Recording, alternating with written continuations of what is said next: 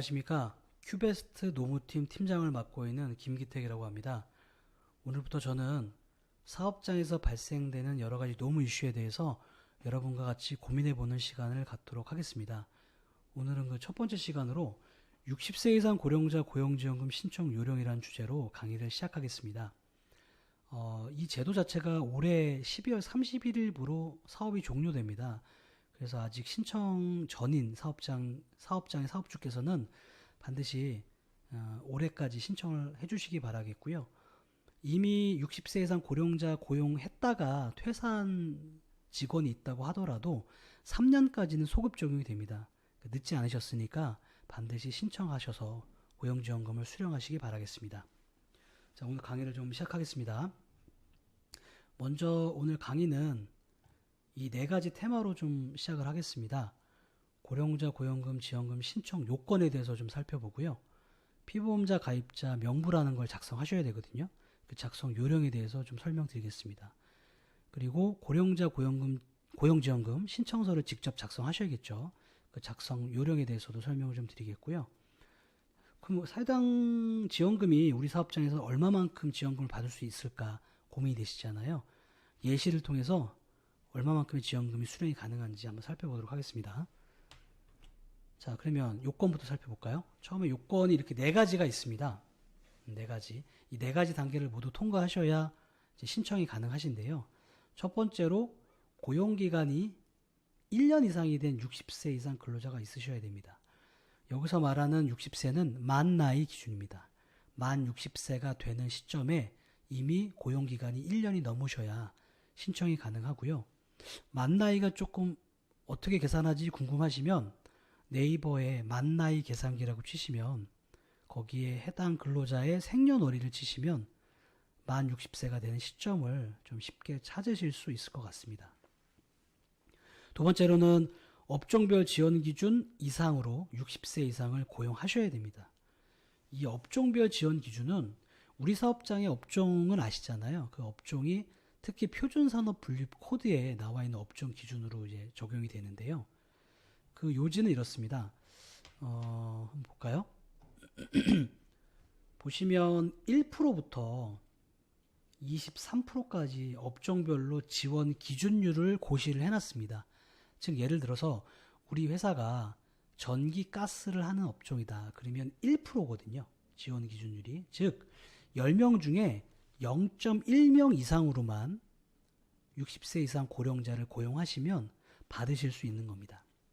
반대로 얘기하면 우리 사업장이 건축물 청소업이다. 그러면 23% 이상을 초과하셔야 되거든요. 즉 10명의 근로자를 보유하고 있으면 그 중에서 2.3명 이상째의 60세 이상 근로자를 고용하셔야 된다는 겁니다. 즉 뭐 3명 이상부터 청구가 가능하겠죠. 자, 요 업종별 지원 기준율까지 이제 통과를 좀 하셔야 되고요. 다시 좀 넘어갈까요? 세 번째는 정년이 정해져 있지 않은 사업장이셔야 됩니다.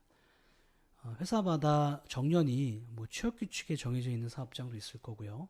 또는 취업규칙이 없는 사업장이면 해당 근로계약서에 명기를 한 그런 사업장이 있을 텐데요. 정년이 정해져 있지 않아야 됩니다. 그러면 이 정년이 정해져 있지 않은 사업장의 기준을 조금 더 구체적으로 살펴보면 이렇습니다. 10인 이상이 되는 사업장이면 반드시 우리가 근로기준법상 취업규칙을 이제 작성을 하고 또 노동부에 신고까지 하셔야 되거든요. 그 취업규칙에 정년 나이가 설정이 되어 있지 않다라는 그런 증빙을 내셔야 됩니다. 또는 기존 취업규칙에는 정년이 이미 있지만 우리는 이번에 취업규칙을 정년 규정을 폐지해서 재신고했다라는 그런 전후 구조의 취업규칙을 제출하시면 고용센터에서 인정을 해주겠죠. 그 다음에는 10인 미만 사업장이 있을 수 있습니다. 10인 미만 사업장이면 취업규칙이라는 걸 작성 신고 의무도 없기 때문에 아마 별도로 근로계약서 등에 아마 명기를 할 텐데요. 그 근로계약서에도 없다라고 하게 되면 이 정년 미설정 확인서라는 걸 제출하면 됩니다. 이 정년 미설정 확인서가 어려운 건 아니고요. 요런 자료입니다. 사업장의 명칭과 소재지, 대표자, 업종을 넣고요.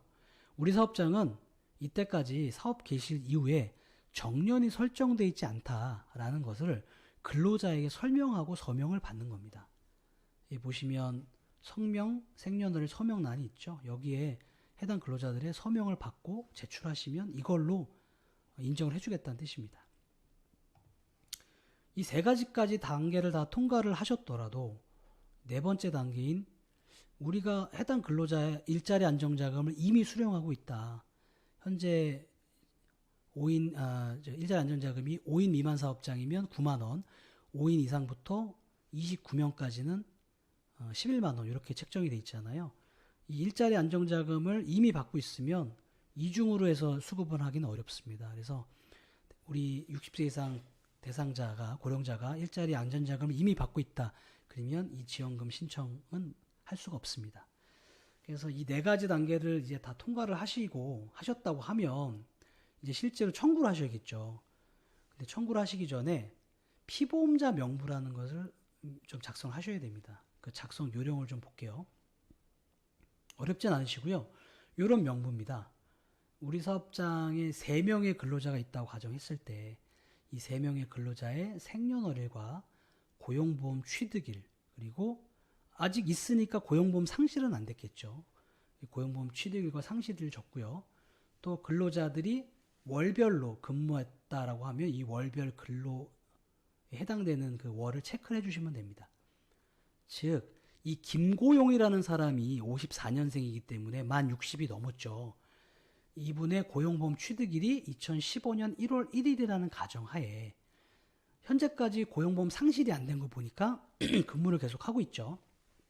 그렇기 때문에 2020년 1분기 때 신청한다는 가정하에 1월, 2월, 3월 모두 근로자로서 존재를 했고 또 이분은 만 60세 이상의 고령자이기 때문에 고령자가 1월, 2월, 3월에도 있었다라는 걸 이렇게 표시를 하는 겁니다. 밑에 있는 이산재 이분도 마찬가지죠.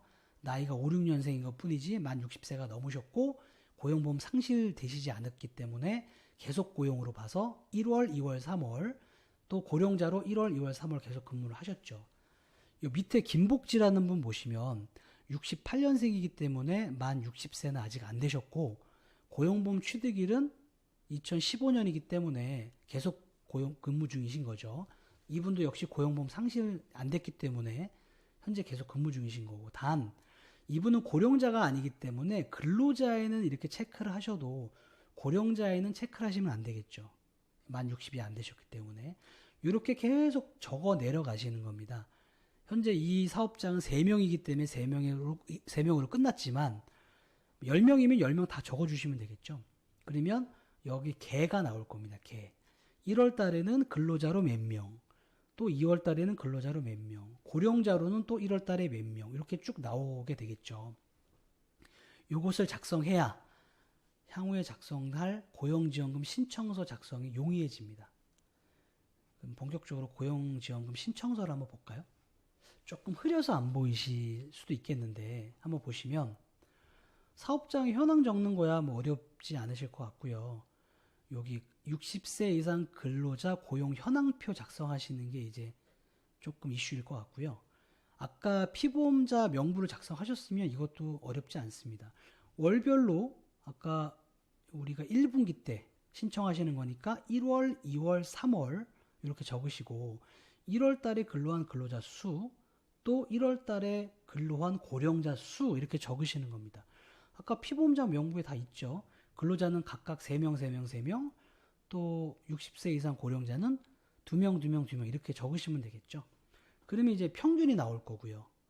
그 평균이 보통 소수자리가 뭐 둘째 자리 이상까지 나오는 경우가 있겠죠. 그러면 고용지원금 신청에서는 다 둘째 자리에서 절사하게 되어 있습니다. 그래서 절사를 해서 적으시면 되고요. 그 다음부터는 요 신청서에 자세하게 나와 있습니다. 그래서 제가 굳이 설명을 안 드려도 될 것 같습니다. 하나 예를 들면 60세 이상 근로자 고용률은 8에서 7을 나누고 곱하기 100을 하랍니다. 즉 60세 이상의 고령자를 총 근로자 수로 나누고 거기에 100을 곱하라는 겁니다. 이해되셨죠? 네.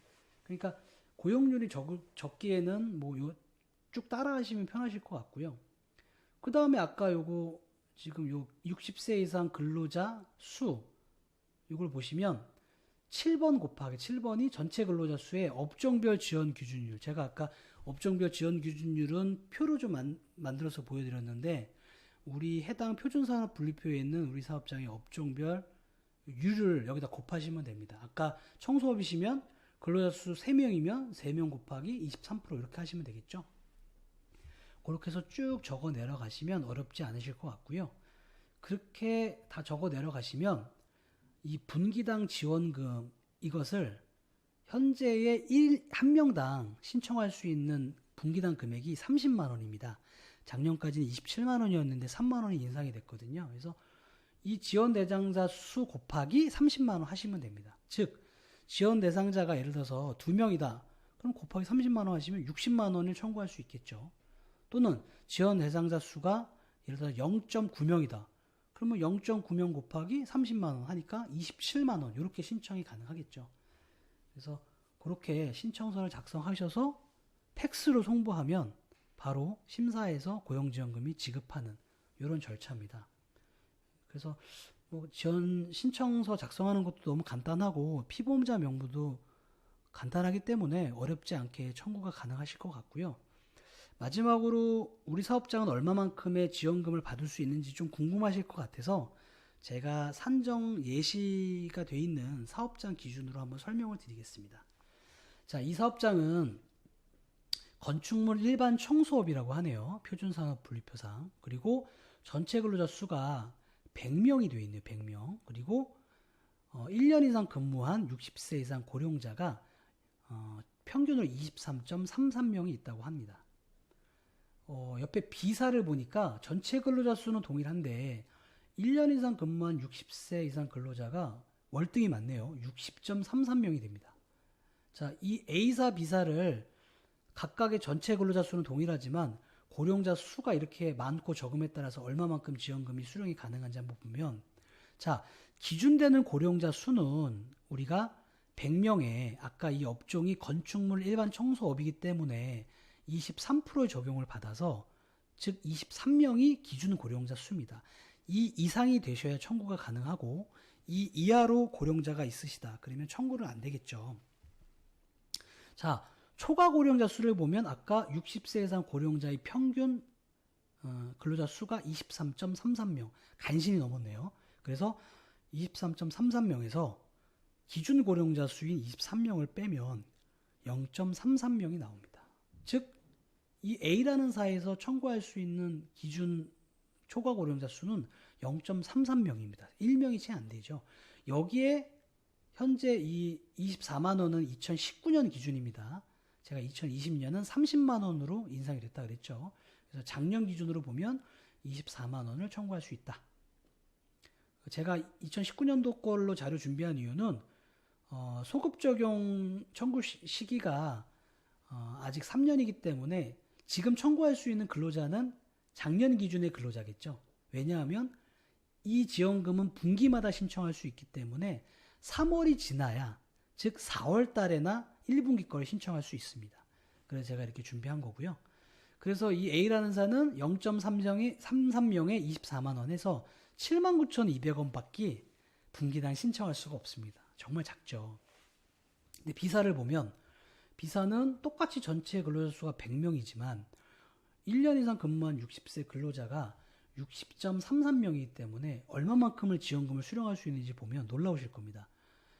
기준되는 고령자 수는 동일하겠죠. 23% 적용을 받으니까 23명. 그리고 초과 고령자 수는 이 60세 이상 전체 근로자 60.33명에서 기준되는 근로자인 23명을 빼니까 37.33명. 근데 이 초과 고령자 수를 다 해주는 건 아니고요. 제가 이거 설명드리기 위해서 이 장표를 준비한 겁니다. 한도가 있습니다. 업종별 한도는 우선 지원 대상 기업 기준으로 20%가 한도입니다. 즉, 이 전체 근로자 100명의 20%인 20명이 한계치입니다. 아무리 많이 고령자를 고용해도 이 한계를 초과할 수는 없거든요. 그래서 초과 고령자 수가 37.33명임에도 불구하고 이 B사가 청구할 수 있는 최고의 한도 명수는, 근로자 수는 20명입니다. 즉 20명 곱하기 작년 2019년도 1인당 지원금인 24만 원을 곱하니 480만 원이라는 엄청나게 큰 금액을 청구할 수 있게 되는 겁니다. 그래서 똑같이 근로자 수가 동일하더라도 전체 고령자 수가 많은 이런 사업장이면 이렇게 많은 금액을 청구할 수 있다는 것을 예시로 좀 보여드렸고요. 해당되는 사업장이 얼마만큼 받는지는 이 기준 고령자 수와 초과 고령자 수, 그리고 지원 한도 고령자 수, 이 세 가지를 잘 고려하셔서 청구하시기를 바라겠습니다. 아까도 말씀드렸다시피 이 지원금의 소멸기한, 청구 소멸기한이 3년이기 때문에 3년 소급까지는 잘 살펴보셔서 청구하시길 바라겠습니다. 그리고 2020년 12월 31일부로 이 사업은 종료되기 때문에 내년부터는 청구할 수 없습니다. 그래서 반드시 잘 살펴보시고 올해 안에 청구하시기 바라겠습니다. 다음 영상에서는 또 다른 사업장의 좋은 또는 중요한 노무 이슈로 같이 고민해보는 시간 갖도록 하겠습니다. 오늘 강의 청취하시느라 고생 많으셨습니다. 다음 영상에서 뵙겠습니다.